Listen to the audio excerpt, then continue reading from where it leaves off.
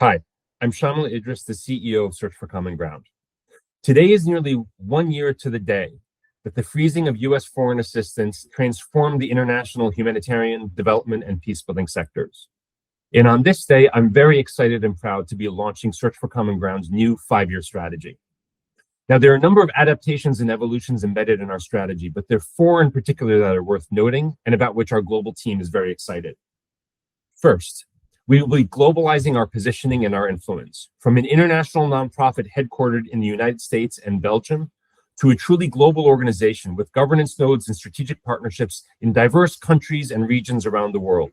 specifically prioritizing those countries whose leadership has demonstrated an unshakable commitment to negotiated peace processes, nonviolent conflict resolution, and the principles of multilateralism. Second, we will be evolving how we deliver impact, maintaining and doubling down on our commitment to frontline peacebuilding teams in more than 24 conflict-affected countries around the world, but integrating those teams into a growing global network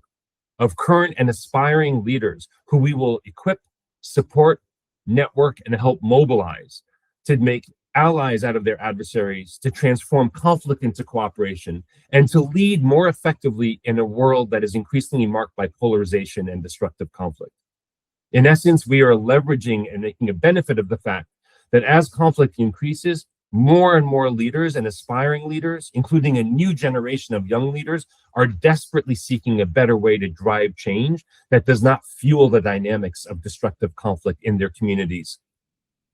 Third, we're going to be streamlining our operating model, moving many of the administrative, financial, and other support functions for our frontline teams to regional hubs, freeing up those teams to do what they do best, which is to build peace. And fourth, we're going to be diversifying our revenue model to become an organization that by 2030 will be 50% funded by philanthropic individuals and institutions, foundations, and 50% funded by public sector institutions. This will make us more resilient and better able to pursue our mission, withstanding the unpredictable changes and chaos that we expect to come in the next few years.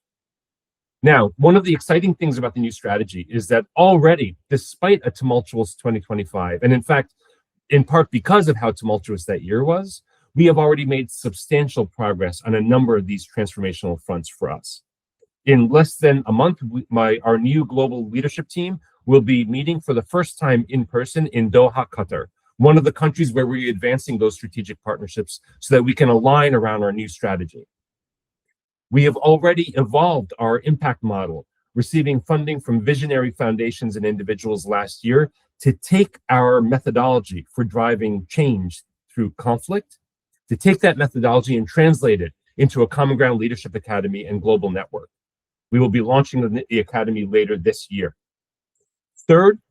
we have already made real progress on the diversification of revenue from an organization that just a few years ago was more than 95% funded by governments and multilateral institutions to an organization that this year, in 2026, is already 25% funded, and by the end of the year, may be more than 30% funded by philanthropic individuals and foundations.